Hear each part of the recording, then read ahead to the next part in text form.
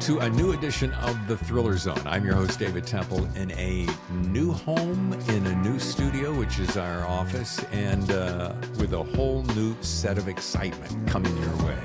I got to tell you something.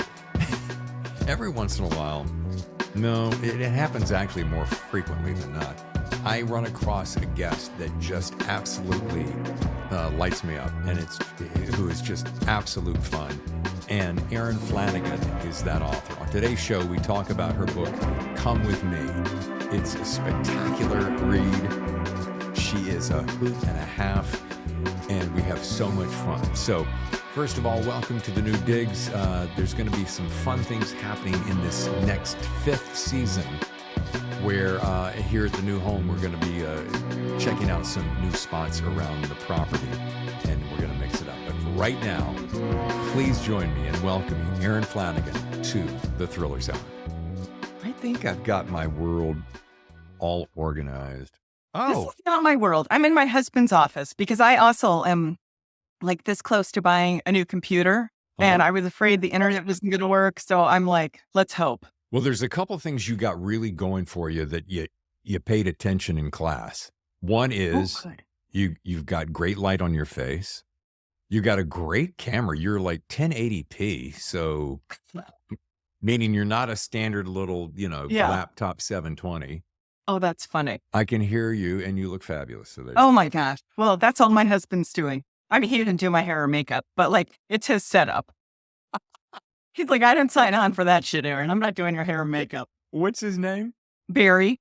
Hey, Barry, can you come in here and do David's hair and makeup? Come on over here. Give me a little. God bless him. Give me a little spritz and a fitz and a just. Oh, gosh. I've been listening to your podcast, and I tell you, you are just, I can hear the radio. I can hear it. I love it so much. You're such a natural. You're so sweet, and you have been such I don't recall when our paths crossed, but you instantly took to me, and you can always tell people that just really genuinely like you. I'm not just sucking up to you. And there's a click and a magic, and I knew it the minute you came on the camera, and I'm like, we're going to have so much fun. Oh, good. Good. And I would be remiss if I did not mention this beautiful book right here. Make sure it's front and center. Oh, I love it. I love that cover so much. It is so good. And the funny thing, I'm going to be all over the place. You're okay with that, right? Yeah. Okay, good. Your time is my time. My time is yours. Exactly. All right. So are we officially started? Yeah, we have We officially have to be started. charming for an audience now, and not just you? The minute you show up, we officially start. Okay, good. That's part of the radio background, because you never know what's going to be used. True. Yeah. So I tell you what I like about this. Now, there's a little similarity to some other typography that's happening now. But when I saw this, I go, come with me where? Mm-hmm. And who are the two people? Mm-hmm. And where are they going? And what's with the birds? And is the cloud a reckoning or a beckoning? Oh, I love that, a reckoning or a beckoning. And like that green sky was what kind of got me. And like in the Midwest, I'm like, bad shit's coming. Like that's tornado guy right there. So I was like, as soon as I saw that, I was like, oh, like I gasped. Yeah. All right. I'm going to start a whole new series of T-shirts on this show. My very first one was with Chris Haughty, and I was asking him his best writing advice, and he said, don't be boring. And I went out and printed a hashtag don't be boring T-shirt. So one is going to, and I'm going to give credit to who said it on the bottom. Mm-hmm. And that shit's coming is the new one for you, because you just said it. Shit's coming. I would be so delighted. If there's not swag out there, I won't buy. I'm serious. Like you put that on a T-shirt, I'll order it in every size. Okay. I love it. Okay. Well, that shit's coming, and it is called Come With Me. So this is what we're going to be talking about. And at the top, Julia Dahl, who is an Edgar-nominated author for Missing Hours, she says, Erin Flanagan is without a doubt one of the best crime writers working today. That's amazing. So I met Julia. I haven't met her in person yet, but she was one of the first people in the crime writing community that reached out to me over Twitter, and we became friends that way. And she's the epitome of a great crime writer as far as like the community. Well, in so many ways, but the community, like she was so welcoming and so kind, and just over and over, those are the people I've met. And she's a baller. So when she said that about me, I was like, oh, that's me. Like I was so excited. She's a baller. We did cover the fact that we're going to be at BoucherCon together, right? Yes, we did. Okay. Oh my gosh, I'm so excited. I cannot wait to give you a great big old hug. It's gonna be something. Barry, there's no offense meant with my hugging your wife. And I don't know why I'm using that accent. I don't either. But you're from I love Ohio, and I'm using this. I know what it is because we watched this movie last night. It was set in Brooklyn. Anyway, so and the characters were so good. So I woke up going, "Hey, honey, you want to give me a cup of coffee or what?" Right. Did she respond to that? She did. She goes, "Hey, go get yourself. I'll get your own coffee." Well done. All right. So Come With Me is the book. Erin Flanagan is our guest here on the Thriller Zone. I'm so excited. We're officially going. We've been officially going for 7 minutes and 52 seconds, but I'm going to get to Gwen Maynor and her daughter and all that goodness. But I want to talk about how your summer's going. What has the summer been like? And the reason I say that is I just like to get to know my friends a little bit better. So what have you been up to? What have you planned? What have you done? What are you doing before the end of the summer? What have I done? I went to London. That was very fun. My husband was over there doing research. So he had some days when his archive was closed. So I went over for like 4 or 5 days and it was fantastic. But we figured out when I'm on vacation, all I want to do is the things that I actually do at home. Like I want to go to a little coffee shop. I want to go to Costco. I want to go to a pub, so he did all the museums when I wasn't there. So that's what we did and just had a fantastic time. You can still get a hot dog for $1.50 with a free Coke at Costco. Yeah. So it was a great trip. And what else have I done? I'm going to Killer Nashville in a week or two, and I'm very excited about that. And then BoucherCon, I'll teach my class one time, and then I'll go to BoucherCon, and then come back, and it'll be Labor Day. It's been a great summer. Good for you. Yeah. I'd love to be able to make Killer, but there's too much going on. I can't spread myself out so thin. Yeah. It's going to be fun, though. Yeah. No, I'm so excited. Yeah, BoucherCon especially. I went last year for the first time, and I fangirl over everybody. I almost got too much in Attica Locke's personal business in the elevator because I was so excited. I was like, "Oh my God, aren't you Attica Locke?" And she was like, "Oh, this is a woman I don't know." Yeah, but she's very gracious. It can be a little disarming. However, and I want to back up because you touched on something out of the gate, and that was about this writing community. And I want to give props once again, great big old lifting of props to our hashtag writing community because without them, we wouldn't exist. And the love and affection and support, the unconditional support is unlike, and I've said this before, but it's unlike anything I've ever seen in business. Usually, they're biting at your neck, nipping at your heels, trying to bury you with everything else. What? But here they go, what can I do to help? And it's so genuine. Yeah. It's been really wonderful. And I don't know how anybody would do this if they didn't have other people in their corner, both for the writing part where you're like, clearly I don't know what I'm doing. And then they help you through that to the publishing part. Do I do this? Do I do that? It's at every step. It's been so wonderful to be part of the community.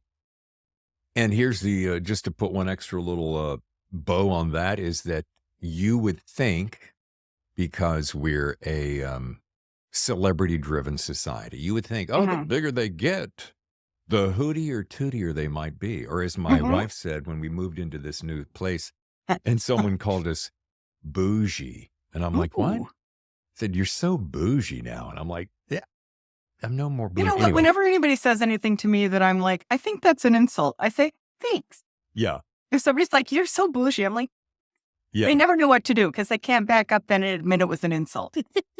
Well, we've turned it into our own fun little joke. But my point being is the higher the people get up the ladder, oftentimes, and I've found this with people on the show, guests on the show, they're as nice as can be. And you would think because it's the Hollywood, I live close, Hollywood adjacent, you would think, they're just oh, you're a Mhm. stalker, when indeed that's not the case.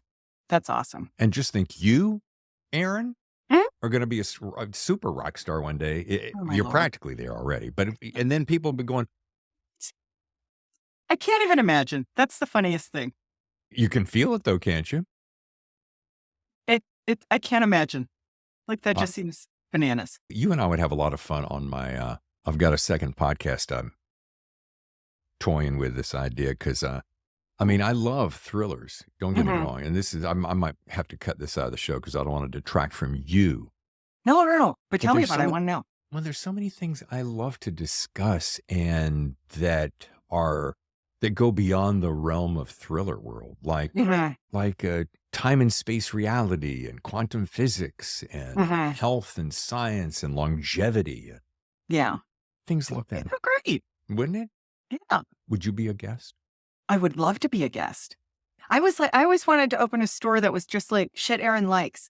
And people would come in and be like, this is my favorite kind of yarn to crochet. Let's all read these books. Who wants to eat some pie? But I don't really know if there's an audience for that. Oh my God, that's my favorite line of the week. Shit, I'm just Erin trying to likes. get t-shirts. Can you tell? Yeah. Here we go. Another hashtag shit Erin likes. I think that would be a terrific store. And you know what? It could be a pop-up store. Yes, so when nobody came, I could be like, clearly word didn't get out. Clearly, this was shit that you didn't like. So I'm moving it down the road. Okay, that's hilarious. All right. Thank you for bearing with me on that. I'd just like to get to know you. Yes, oh, it's great. I want to talk about this character, Gwen Maynor, because she's a widowed single mom. I'm going to let you take it from here, but she's come back to her hometown of in Ohio, home state, Mhm. with her daughter, and the line used to be, and hilarity ensued, but there is not a lot of hilarity in this. So much. Tell me No. about it. Well, so she comes home. Her husband has died. He's young in his 30s. He dies of a heart attack very unexpectedly. And she has been out of the workforce for 10 years, thought he was doing great with his tech startup, and finds out after he dies that he's reinvested everything. She has no money. She's going to have to sell the house. She's got nothing. So she contacts this woman, Nicola, who she was an intern with a decade ago, and finds out she's moved up the corporate ladder. And Nicola graciously says, hey, I'll get you an interview here. Why don't you come back? And keeps extending a hand in different ways.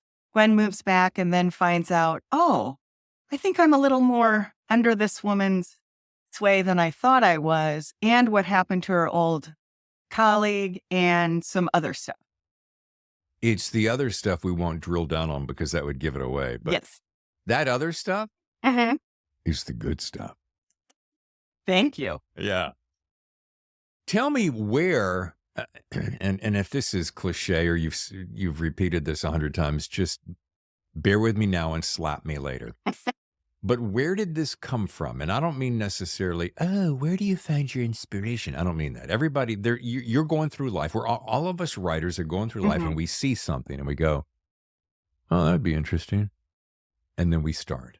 Yeah, this comes from the story is so vivid to me. I have a group of women here in Dayton. We talked about the great writing community, and we get together at my sister's house. We call it the Hanson House Writing Retreat. We do like a couple a year. We'll go for a weekend, pack the snacks, and get down to writing. Yep. And there's all this great conversation that goes around that as well. And right when we got there, it was on a Friday. The Thursday before, my idea had been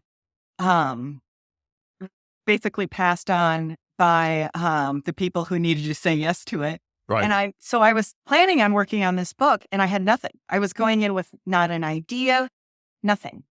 And we were talking about how much we loved our friendship before we started writing and stuff, and how great it was.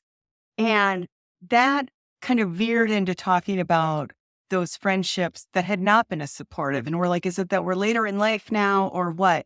But we all had a story about a woman who it was a little too fast. We got a little too close. It's almost like a romantic relationship, but without sex, where you're so The spell. crushing on the other person that you kind of lose your head a little bit. But there's no way to like break up with that or get out of it. And so that's kind of where it started. And by the end of the weekend, I had sketched out like most of the major points of the book, had a really solid idea of where it was going, and was able to pitch it like the next week. It was crazy. And I'm not a plotter at all. So this was all kind of brand new to me, but it really struck a chord because I've had those friendships and I always felt kind of silly about them. Like, why did this hit so hard?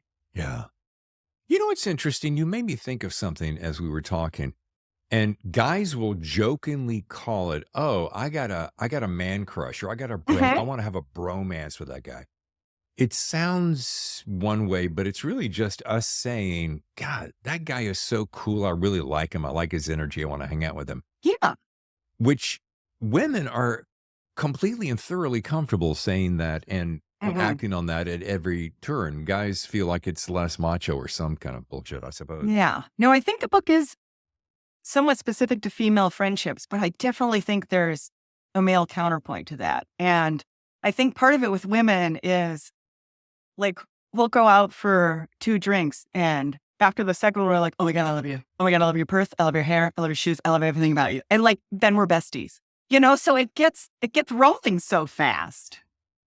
I can't tell how much of you I adore just because of you or that Midwestern flavor. My wife knows it, that Midwestern flavor that just says, "This is the way it is. I'm telling you like Yeah. it is." I just had to sink into it. I can't escape the Midwest. Yeah, lean into it, girl. Lean into it.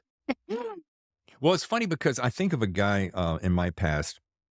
We'll call him Richard because his nickname was Dick and it fit. But anyway, he was a great friend. And when all of a sudden it went south, it was like, dude, it's time for us to break up. He was married and had kids, so forth. But it's the same kind of thing. And with this story, it made me think, wow, isn't it funny how women have that bond and all of a sudden they see, much like any relationship, you see the relationship through the veil that you want to see it and you hold on to it. And then all of a sudden one day you realize if I slide that, things aren't quite what they seem. Yes, things are not as good as I hoped. Yeah. And What did you do about Richard? Did you guys just ghost or did you have to break up? It's so funny you should ask that. And I've never done this kind of personal stuff on the show, but you asked. And I told my did. wife from day one, if you ask me a direct question, I am going to tell you. So I invited him to our wedding. Tammy and I celebrated yesterday was 6 years that I asked her to marry me. It was such a sweet day. Congratulations. But anyway, I invited him to my wedding. And he was one of these guys that was always just feeding you lines. "Oh, yeah. I have every intention to be there." You what? "I have every intention to be there." And this went on for a couple of weeks. I'm like, dude, I have every intention to need to know how many people are going to be at the damn party so I know how to throw Right. them, And this went on a while. And I'm like, I finally said, "You know what, dude, you're disinvited." And You did. You said it. You didn't just think it in your head. Oh, no, I called him. I said, "Dude, sorry, you're disinvited. Have a nice life. Take care." Boom. That was it. Oh, see, that's a 6-page short story. I never would have had the balls to like confront him. Well, here's the thing about getting the balls to confront. When you put I feel like we're on a couch or something in therapy. Doctor. No, when you put your heart and soul into a friendship, which is what I do, then I expect reciprocity of some sort. And if you're not willing to go the distance, then why should I go the distance? And he kind of screwed me over a couple of different places. And so I thought, well, things happen. But then when it comes to something that's muy importante like that, and you're not going to play ball and I have every intention on attending, except he wasn't British. And I'm like, well, I have every intention of telling you to go fuck off. Yeah. Well, and that's so mature. And of course, know your self-worth. That's what you should do, which is part of the issue in the book is Gwen doesn't have that confidence. She doesn't think she can do anything on her own. She thinks, "Oh, I'm so lucky this woman's friends with me." And so her starting place is not quite as advanced. No, that's of course the healthy way to handle anything, which is difficult in fiction. Well, it took me 60 plus years to get to the healthy place. Trust Yeah. me, I was a real douchebag early on, probably, or an idiot or faker or something. But there's something happens when you cross over, probably late 50s, but certainly by the time you cross that 60, and I know you're surprised because you're like, what? There can't be. But anyway, I heard people flatter you with that on that, and I was like, keep your mouth shut, Aaron. He knows. He no, knows he looks young. my point, bless you. No, the point is when you pass that point, you're just like, who cares? I'm Yeah. closer to the end of the beginning, and what you say doesn't really matter. Yeah. And if you're not going to be genuine, I think that's the thing. And that's, again, I always want to pull back to the book. There's just something about when I'm meeting Nicola, and I'm like, there's something, it feels disingenuous. Mhm. It appears to be genuine, and so I'm on for the ride. But as I go through, I'm like, if Erin is going to play with my head like I think she is, I bet you this is going to have going to be a brittle path, a rocky Mhm. path I walk along. And, the seams started to stretch in Yeah. different places. And when they popped, I was like, oh, this isn't going to end well for a couple of people. That's well, and that's such a hard line because you want it to be believable that she could be a genuine friend, and she is in a lot of ways a genuine Yeah. friend, but it also has to be believable that maybe things are not quite as pure or are more driven than we think. And so I kept trying to strike that balance. Well, mission accomplished, as I like to Thank say. you. Yeah, you did strike the balance. And I want to know this, since I am brand new to Erin Flanagan and Mhm. I'm brand new to Come With Me. I do know that you have other works, Mhm. Blackout, Deer Season, and 2 short story collections. I want to Mhm. circle back to short stories. But Yeah. first of all, how does Come With Me differ from Blackout and Deer Season? And Deer Season really kind of puts you on the map, right? Yeah, that is such a different book in a lot of ways. It's all of them take place in the Midwest, but Deer Season is a pretty quiet novel about a girl goes missing in a small town in Nebraska in the 1980s, and she the most likely suspect is this man Hal, who's a mentally challenged farmhand, and it's told from the missing girl's brother's point of view, and then the couple that the farmhand works for. And so it's somewhat of a slower moving mystery, really about the town, the characters, and all that. And then Blackout is a contemporary thriller, has a little taste of a sci-fi element. It's about a woman who is a recovering alcoholic, and she's kind of hanging on by the skin of her teeth. And she starts having these mysterious blackouts like 7 months into her sobriety. And then she gets in a car accident and finds out she's not the only one who's having them. Other women in the city are as well. So, like, all of the books, like, to my mind, they're somewhat feminist. They've got strong characterizations. They're Midwestern, but they are so different. And I think about from a branding standpoint, I could not miss the mark more. Like, I am so all over the board. And I guess it's, you know what? I could sell these books in Erin's store, shit Erin likes. Because that's the only thing that seems to connect them. Hello and welcome to Shit Erin Likes. On today's show, Oh, don't let go of that, Erin, by the way. Do not let go of that idea because, I'm on it. yeah. Well, when I saw the cover of Blackout, I was like, that was another one of those covers, and I Mhm. don't have it to pull up because I don't have a copy, but I was like, Mhm. I'll flash it up on the screen. I'm like, ooh, now what the hell is going on here? Yeah. I'm going to go back to your point. The thing is, and correct me if I'm wrong, but a lot of authors, especially guys who are really closer to the top of the charts, Mhm. they find a character and they do a series. Boom, bitty, boom, bitty, boom, bitty, boom, bitty, boom. And you and I could rattle off 10 right now as fast. We could have a Yeah. contest to see who could rattle off more, but I'm not going to do that. They find the series, they lock into the series, and they continue the series because why? People love to read something they Mhm. like, they know what they like, and they want to stick with it.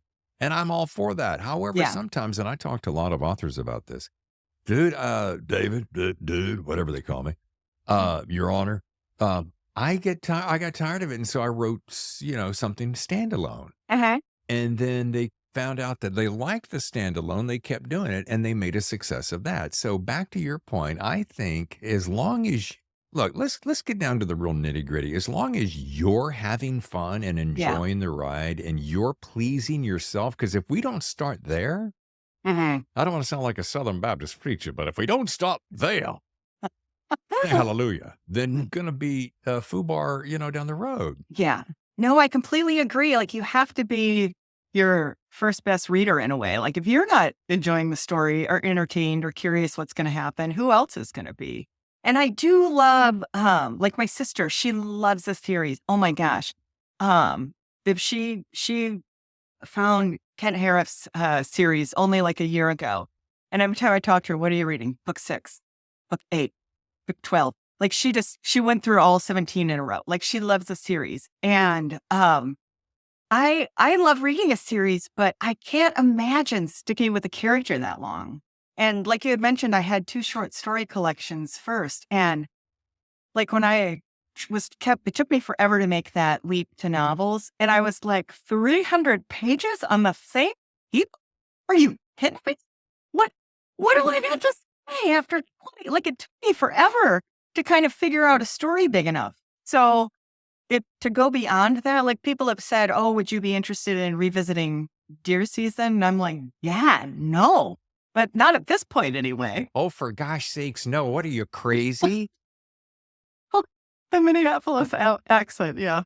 Oh, gosh, get out Oh, of here. gosh. 288 pages is all I had in A me. lot Get of out. pages. That's a whole lot of pages. Jesus, Mary and Joseph. They couldn't altogether read a book longer than 300 pages. Right? Thank you. Yeah. 288. I'm going to tell you something straight up. I love this length. I do too. And maybe it's because I said this the other day to somebody. Maybe part of it is because I'm reading so much. Maybe part of it Yeah. is because I have a shortening attention span. Mhm. But you can tell a good story in 300 pages or less. Yeah. No, I want enough pages that I'm getting my money's worth, but not so many that I've committed to that book for the rest of my life. Let's go back to short story collections because there's a couple things I want to roll around with you about. Mhm. I'm a big fan of shorts. You know why? Because they're like snacks to me. And back to Mhm. reference eating. Since I eat so many meals Mhm. on a weekly basis, and I think this coming week I'm going to be reading 3 books simultaneously to be gosh. able to, because I got to get ahead of things in time for BousherCon when you and I are Yeah. going to be hanging out. Yeah. But so I'm eating on these meals on a weekly basis. So it's nice to escape with a little snacking session of short Mhm. stories. You can kind of dip in. You're sitting at a doctor's office, you're waiting here, you're doing that, and you're walking the dog, and and you just want to, Yeah. Little taste. little taste. Tell me about your love of little taste. Shit that Erin likes. Shit that Erin likes. Well, I first started reading contemporary short stories in college. Like I didn't really know they existed. I had read classics in high school and in college and stuff, but then I got into contemporary short stories. Somebody put a story by Lori Moore in front of me, and I was like, what in the hell is this goodness? It was so funny. Everything about it, I absolutely fell in love. So I worked on short stories for a long, long time. And then eventually I was like, okay, I want to try this novel business. And I was so used to kind of like looking through the window in the house at like what I could see in that one room versus like walking through and looking in the medicine cabinet, seeing what was in the fridge, that it took me a long time to make that leap. I wrote 4 novels that didn't sell before I wrote Deer Season. And like I knew they were longer. I'm not a complete idiot. Like I knew 300 pages was longer than 20. But what I hadn't figured out for the longest time was that it wasn't just longer, it was so much deeper. Yeah. Like those characters that I was looking at from the outside in a short story, I had to get to know how they got to that moment that I was talking about in the novel, not just be in that moment. Yeah. And that was the hard thing for me. And it took me a long, long time to kind of figure that out and make the leap. And since like Deer Season, I've written a few short stories, but I haven't really gone back that much. But I still love to read them. Yeah. It's again snacks. I got to jot down the woman's name that you were so in love with. That you liked her reading? What is her Lori name? Moore. Is it Lori, Lori? Lorrie? I think Okay. And there's two double letters in each name. I think it's two R's and two O's. Okay. All right. And is she funny like Janet Ivanovich? That kind of funny? She's funny like no funny I've ever seen. Like, she is funny. So her story Real Estate and her story You're Ugly Too are two of my favorites. Oh, I just makes love her. me think of the joke, blah, blah, blah, want a second opinion. And you're ugly too. That's the joke. That's where the title comes from. I'm going to read her. She's not thriller. She's very unnerving in a wonderful way. It's not crime writing necessarily. It's just there's something very unnerving. It's okay. You know what? If it's coming, I'm writing down unnerving. If it comes from you, that's right there below this note. Hashtag shit Erin likes. Oh, I love it. Yeah. I love it. I love too. You're like, I'm writing all over this book. Look at me with my pen. Yeah. Right? People think they're like, well, get it there, mess it up. Yeah. Well, I know where that comes from. My mom, books were sacrosanct. They were sacred. Uh-huh. Watch this. I would do this as a kid. Love it. Doggy. Oh, I love it. Yeah. She'd come in and she'd go, what is this? Fold that page down. It's a book. No, it's this right here. Yeah. I had a professor in college was like, I was underlining something during class and he came by and he was like, really, a pen? And I was like, oh, I'm not smart enough to make the right note. And I would think about that all the time when I'm messing it up with, when I'm putting my pen in. I'm like, fuck you, dude. I'm using a pen. Right? Yeah, watch this. My favorite thing is highlighting because I'll come up like, oh, yeah. Oh, yeah. Oh, it's perfect. No, I love it. I always say to my students, I'm like, open up a book and get sexy with it. Just open up a book and get sexy with it. That just means get in there and have fun. Do it one more time for me. They know. Do that move one more time. Oh my God. Our next interview has got to be in person. Okay. Yeah. Let's do it. That has been a dream of mine for the 2 years that I've been doing the show. And then my very first sit down face to face was Chris Haughty. And we had so much fun right in a studio face to face. And I was like, bet. This is what I want to do from now on. The problem is getting on a plane and coming out. Yeah. What it takes to, get to see you and hang out. Could you do it at VoucherCon?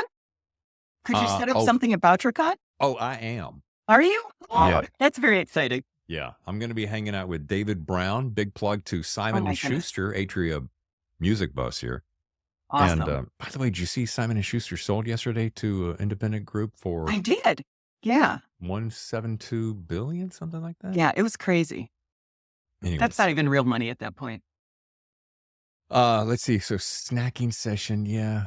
I was going to ask you your favorite part of it. Oh, so you kind of answered that. My question to you is this: do you think the market will bear short stories? There have been arguments since as far back as I can remember. Oh, son, you shouldn't write short stories. They're never going to sell. Oh, you shouldn't write short stories. No one's going to believe you can write a full story. And I'm like, and then I think about this, and I'd love to reach over and pull it off the shelf, but it's packed in some boxes. Don Winslow did a short story collection recently called Broken, I think it was. And every single one of them was stinking fantastic. And they were just tiny little, they weren't just a snack. They were like miniature meals. And I'm like, I like that. I'm going to go back to it. I do too. So I'm saying, do you think the market can bear it? No, I don't. And I think that's too bad because I really love short stories. And I think it's a different craft. And I love writing them. I love reading them. But I don't think, unless like you're Don Winslow, you can sell a book of short stories for much.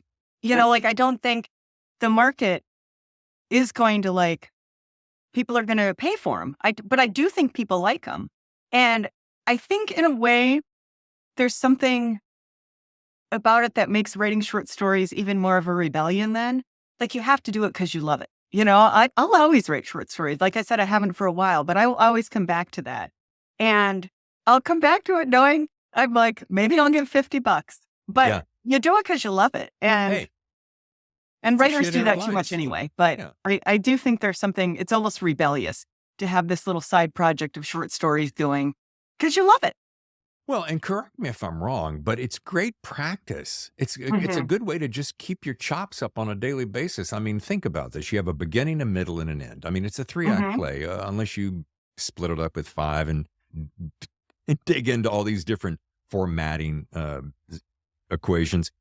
But a good story is a good story. A good Yeah. story well told is still entertainment. And remember, James Patterson did a test. Oh, and what was the name of them called? They were, they weren't shorts. They were, oh, come on. What is it called? I'm going to have to look at it. Novellas? No, James Patterson short book. Hold on. Bear with me. Thank you for bearing with me. Oh, no problem.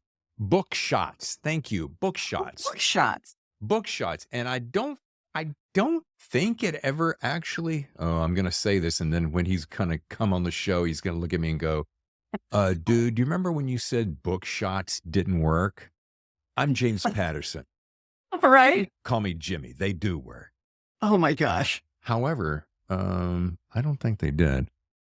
Well, and if they did, they worked for James Patterson, you know? I'm sure he sold a buttload of them. I mean, come on. Oh, yeah. Yeah. Oh, yeah. And I think the Amazon short stories, the Amazon originals, those have like, I do think people have been reading more of those short stories. They're like 99 cents. So I have hope for short stories, just not a lot and not market wise. But as a genre, love it. Can you give me an Erin Flanagan-ism that will fit? I'm giving you a second here. That Oh will my goodness. fit a hashtag, much like shit Aaron likes. I mean, come on, think about it. You've got one for shorts. I won't put the pressure on you. You can think about it, and we'll I'm come not back. thinking about it. Okay. I might not have it till BoucherCon, but by then I'll have workshopped it. Like Okay. it will be so tight. You'll be like, this is the best hashtag I've ever heard in my life. It'll be so tight. I'm gonna get Barry on it. Yeah. Okay. Well, I do want to say this in a little bit of seriousness. I was researching your work, and I like to drill down probably a little bit more than your average bear. And I thought, okay, I find that a lot of your work, and I didn't read your other books that I referenced earlier, but Mhm. I read synopsis and I read reviews because I like to know what people are talking about. But I discovered that so much of your work revolves around this kind of it's a finer detail of uh, personal connections and family dynamics, and it seems to be a thread that's kind of Mhm. through each one of your stories. So it makes me want. So it begs the question to me. I wonder if Erin, and I mean this not really jokingly, kind of seriously. Uh-huh. Is she working through things in her own life? Did she find? Is she relying on things that have happened in her past that she's just trying to kind of work through? Which I think a lot of Mhm. time writing is doing that. Or is it just no? You know what? It's kind of family is the core of why we're here, love and family. So why Yeah. not just research and expose and reflect upon those themes. Yeah, no, and I think it's probably the combination. Like, I am very close with my family. I have one sister. My parents are kind of in the process of moving to Dayton, and I could not be more thrilled about it. Okay. Very close with my husband, my stepkids, my daughter. Like, family is really at the core of who I am.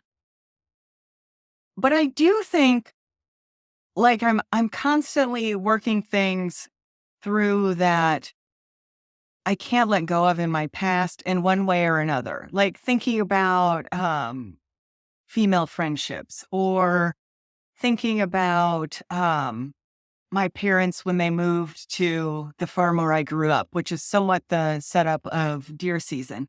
And I think I'm always trying to get to some kind of core about that. And one of the things that, like my life philosophies, and this is again, like, people are basically good, but they do shitty things. It's not much of a philosophy, but it really is at the core of what I believe and what I write about is that I do think people are basically decent, Yeah. but I think we all mess up in interesting ways and we're always trying to climb out of that. And I think there's a lot of shame in getting things wrong. And those are like, that's something that's kind of followed me around in my life too, like this feeling of like, oh, I did this wrong. I did that wrong. I wasn't smart enough. I wasn't pretty enough, whatever it is. And I'm trying to constantly dig myself out of that hole. And now that I'm older, I care less. Like, See? but it's still there, and it's still something I'm constantly exploring.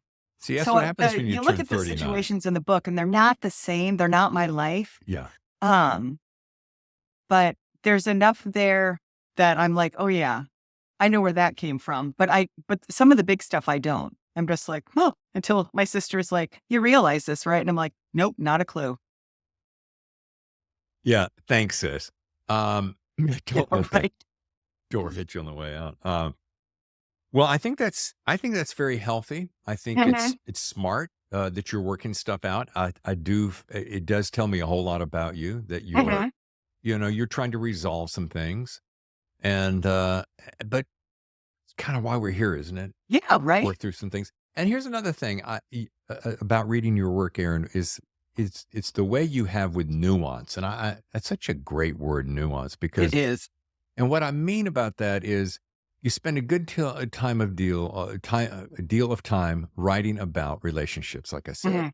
and those nuances often arise from the complexities of those relationships. Oh, I think I like her. Oh, I'm not sure Mhm. it's reciprocal.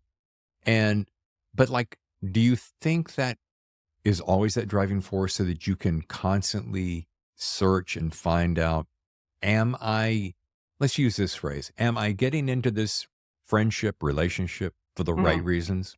Mhm. Wait. Mm. Oh, okay. Say the question again. I feel like I So here it was too is. busy looking at my hair. It's, it looks delicious. You are working through things as you write. We all do Mhm. that. Do you suppose that you are trying to find out? See, I got distracted by your hair now, and I've already put. Do Do you feel like it's a good way to help find those results? Hey, you know what? Am I getting into this friendship for the right reason? Do I see some splashiness about her that I wish I had, only to find out later, oh, the splashiness is a overcompensation for the lack that she really hates herself. Yeah. Yeah. No, I think Not what I'm doing as far as like what I'm exploring about myself, there is trying to figure out or trying to let, like I mentioned shame earlier, kind of letting that go about like, oh, I felt bad about this relationship, or I felt bad about this friendship, or I was self-conscious of this. And just putting it out there makes it so much easier to just let it go. Like I had yeah. mentioned, like female friendships and stuff. And for me, it was really hard when a friendship would end because I was like, oh no, but we were so close. I thought we would be friends forever. And now I don't really speak with this person. And I always felt really bad about that. And writing about it helped me process it and get it out there. And you also mentioned like the word nuance. And I think one of the things I'm always doing when I'm writing is trying to look for that detail that's going to really show who someone is and maybe the embarrassment or the shame that they had. Like there's a scene in Deer Season when the main character Alma, she's a woman in her 50s and she's at a picnic, and every year her jean shorts are just a little bit tighter and she has to pick her underwear out of her butt. And I remember writing that and thinking that would be so embarrassing for Alma to have to admit her underwear is up her butt. And it was such a throwaway thing, but like that's what I'm always going for with the nuance is that detail that's going to maybe hit the reader and be like, oh yeah, I've been embarrassed by that. Oh, I remember when I felt self-conscious about my body or whatever it is. It's relatability. Yeah. Yeah, Yeah. it makes them real. Yeah. It's funny. Funny isn't the right word. It's interesting. My mother passed 5 years ago, Mm. a couple of weeks ago, and I was thinking recently, working on a nonfiction book of mine, about how she was driven by so much shame in her life. And I can talk Mhm. about it now. I wouldn't talk about it if she were still with us because I Yeah. would feel like it would embarrass her. And she would, in the quiet moments, she would admit that there was a lot of shame involved. And I thought it was really sad and poignant, but Mhm. sad that she would spend her entire life, which ended up being 87 years, as a preacher's wife, Mhm. hiding and burying the shame, which I believe on a physiological level ended up killing her because of I Mhm. think if you bury something long enough, it's Yep. going to percolate somewhere. Mhm. Without getting too deep on this, but I feel very comfortable saying this, Yeah.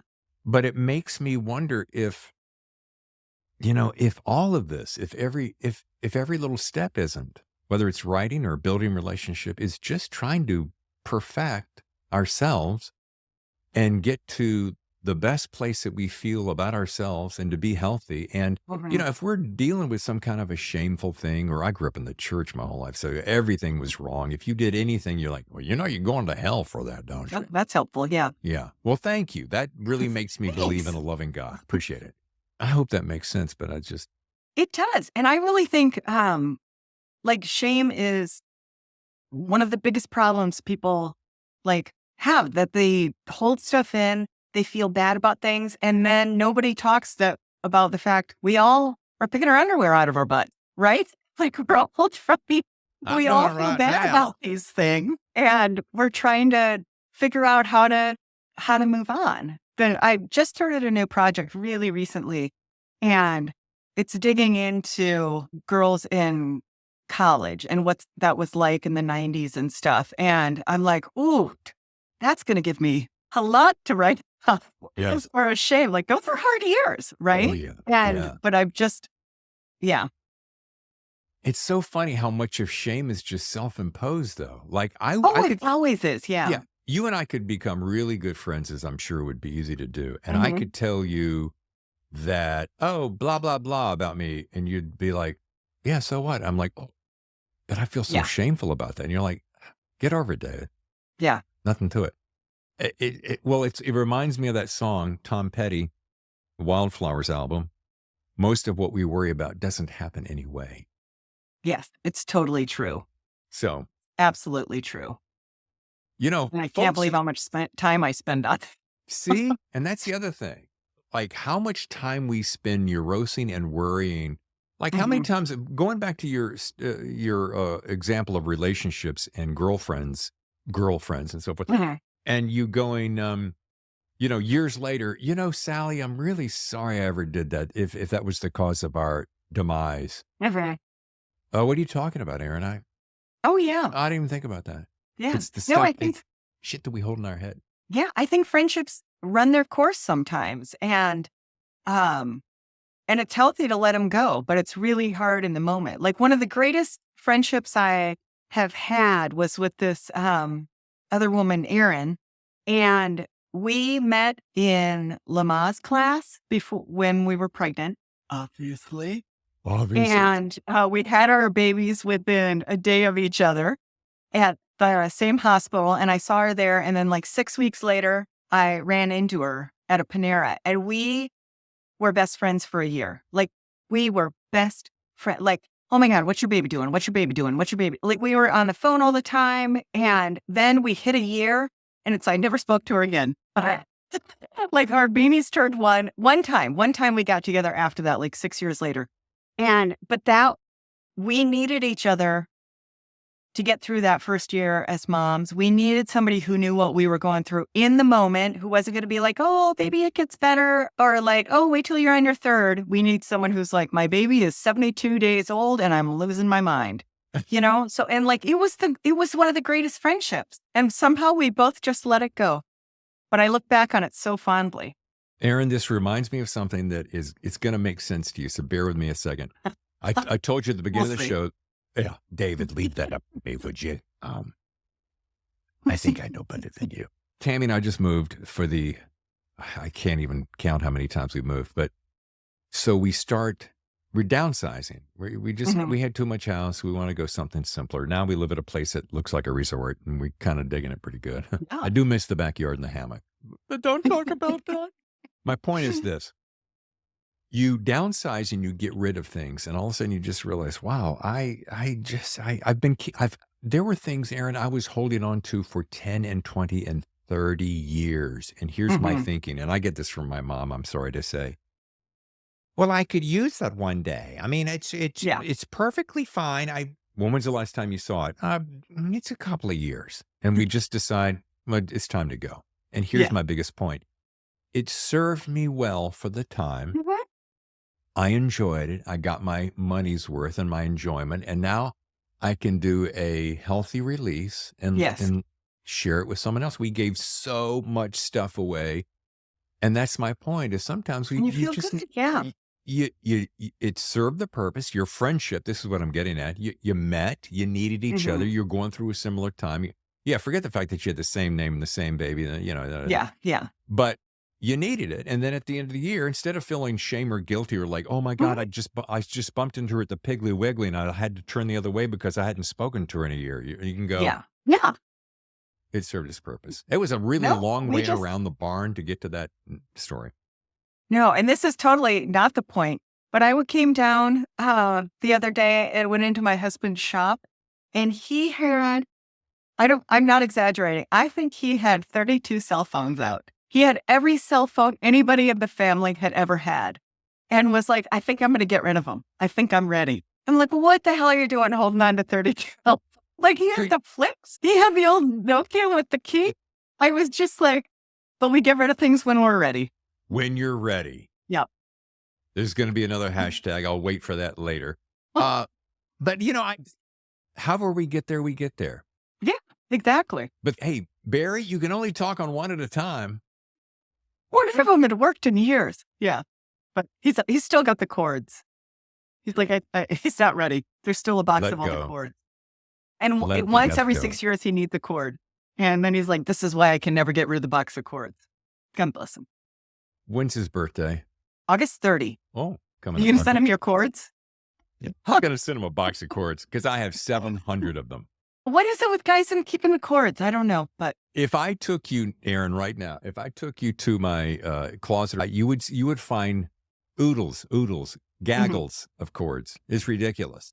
I promised myself this morning when I couldn't find. so those have, just to be clear, Damon, just to be clear, those have moved with you from the most recent house to the new house. The oodles, was it oodles of cords? Oodles. Yeah. You know, I feel very shamed right now. No, don't be ashamed. I'm gonna write a book Wear to him the- like Mardi Gras feed.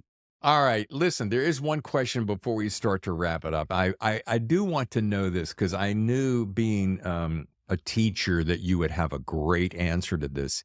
When you begin a new story, do you tend to gravitate, and I hope this is a smart question because, if you pull out the red pen, I'm going to feel really shamed. Oh, no. Do you tend to gravitate toward character, place, or a particular inciting incident most? What is your kind of your fallback, your go-to? I would say it's most often character. Mm. That's what I think drives story the most. And sometimes I'll just start thinking about a character and get a sense of who they are and then think, okay, what can I put in their way? And then the inciting incident comes and we go from there. But yeah, it's almost always character. That's so good. And you know what? That's what always, think about this, Erin. When you read a good book, it's the characters you fall in love with. When you watch a great television show or find a great movie at the cinema, you're like, it's the characters. Because let's face it, a lot of the other bombs and explosions and environments are, passing. Okay, that's great. And I suppose that it begs the question, since we've been talking so much therapy. Yes. Erin, it looks like our time is done. So speak with Sally my up gosh, front. it is. We'll Almost that's funny. schedule a new appointment. We really paced it to an hour of therapy. See, what are you working on next? I mean, we're listen, I'm all about this, but I know you're working on something. I am. Like I said, I just This- started something and it 90s? takes place on a college campus in the 90s. And that's about all I got. Okay, that's good. Okay, But I but love it. folks, the book is Come With Me, Erin Flanagan, Edgar award-winning author of Deer Season. By the way, what's it feel like to be an Edgar winner? It's as amazing as you'd think. What's the best thing that ever happened to me? I've never been so surprised in my entire life. What did you do first? Did you dance a jig or did you pour the cocktails? Called the family, poured the cocktails. And what's the cocktail of choice? How? It's usually beer, IPAs. I know. Really? Yeah. Oh, I love an IPA. Oh my God, Erin, once again, you know you're coming to the craft beer, Oh, I IPA know. specifically, capital of the world. I know. Which surprisingly, Dayton holds its own. But I am very excited about that. I can take you down. A thirsty trail. Oh my gosh, it's going to be amazing. Yeah, Yes, I'll meet you in just a few weeks. I know. I'm so excited. My wife and I were at the dinner last night and we were talking, and she goes, "What is your plan for BoucherCon?" I said, "Well, honestly, I've got this gig with David Brown, Simon and Schuster. Once again, thank you for that. We're going to do it on Saturday morning, some kind of a brunch thing. I'm on a panel on Sunday, talking about media. I don't know why. That's at like 9:00. I said, but the rest of the time, I'm hoping to be drinking lots of refreshing beverages with my new friends from all around the world, Right? It's a pretty great conference. which means I'm going to come home pretty soggy." My guess is she's ready for it. Yeah. Well, I would ask you this, as you know, what do I do? What do I ask all my guests as I wrap the show? What's the number one? What is it? Piece of writing advice. Yes, what is it? Yours. Talk to me. So this is probably the least sexy answer you're ever going to get to this question. I don't. It's keep track of your writing time, both time and task. And this changed my writing game. So I keep a Google Doc with my best friend, and we write how long we wrote that day and what we worked on. And the longer I have done this, which I have done this now for years, I am able to go back and look at the data and figure out how many hours it takes me to do things.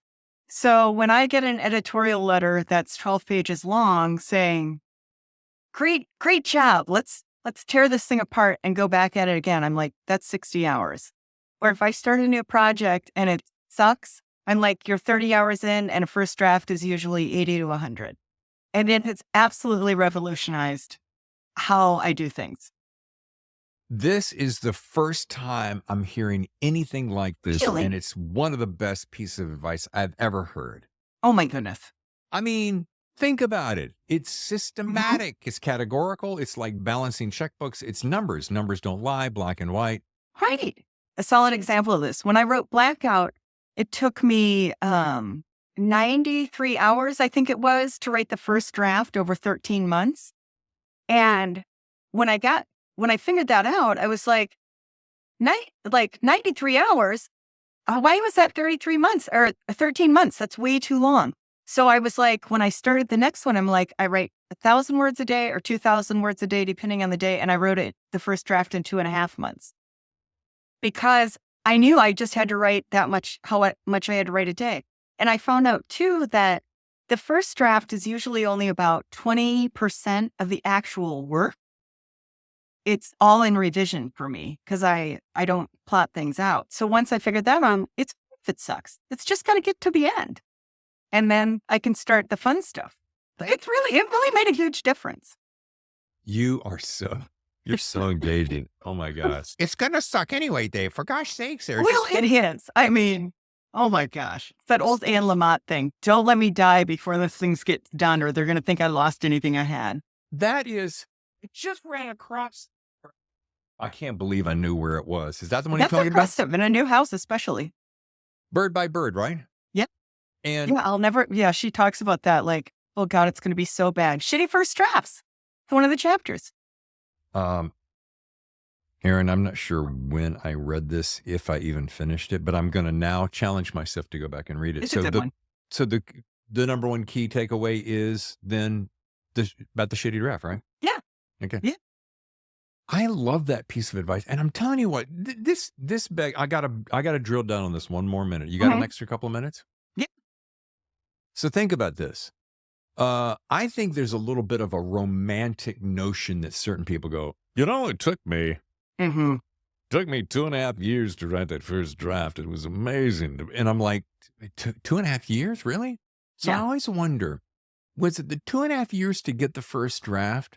Or was it really more like 6 to 9 or 12 or 15 months it took to get the first draft? And then the predominant amount of the remaining time was spent in revision. Yes. Well, I wonder about that. And I wonder too, when people say, oh, it took me, 2 years to write the first draft. I'm like, well, I mean, but how many hours was that? Yeah. You know what I mean? Like how much time was ass in chair and how much of it was not? And some people like, I do everything on the keyboard. Like I think when I'm writing, I can't think about a story outside of it. Like that's not very helpful for me. I have to write it, throw it away, write it, throw it away. But like my writing group has started keeping track now of their time. And one of them was saying, oh, I used to think I wrote all morning. She's like, I would be at my computer from 7 to 11. She said, but I'd add it up and it was an hour and a half. And I'm like, yep. So I mean, I'm a big one too on setting timers. Like I'm going to write for 45 minutes. I can't get like distracted. And it might take me 3 hours to write for an hour and a half, but at least I know how much time it's been. You know what? That is such good insight because it does beg the question, is it concentrated time? Are you really in the story or are you, I'm in the story. Yeah. Oh, I wonder what's on television tonight. I think I'll go make a quick snack, but I'll come back. But we're counting that as writing. Mhm. Okay. Yeah, no, I'm pretty strict about if I say I'm writing and say somebody comes in my office or something, I stop the timer and then I go back to it. Or if I'm like, well, I'm allowed to get the snack and I'm allowed to pee. Those things can happen on the timer. But other than that, I'm pretty strict. And I can only grab the crackers. I can't like make a sandwich. Got it. And so you actually use a timer. It's literally yeah. starts to, okay, that's brilliant. Okay. Well, that is so good. Well, folks, if you want to learn more about Erin that you haven't already learned today, What could be left? We covered so much. we did. And you know what? I sincerely mean this. I could sit here and talk for another hour. It Oh, wouldn't- me too. Yeah. Wow. But we're going to spend our time together at BasherCon. Yes, we are. Come with me, Erin Flanagan, the website, erinflanagan.net. Mhm. Was .com taken? It was. Mm. And I don't think that person's done anything with it. And by the way, I always said this before, and follow Erin on X. No, Twitter. This is the first time I'm actually saying it in front of people. Follow know. Erin on X X. I.e. Twitter. at Erin L as in love Mhm. machine Flanagan. And remember, folks, hashtag Yeah, shit, yeah. shit Erin likes. Shit Erin's likes coming to a pop-up near you. Man, this has been good. Thank you so much for spending all this time, Erin. Oh, it's so great. Thank you so much, David.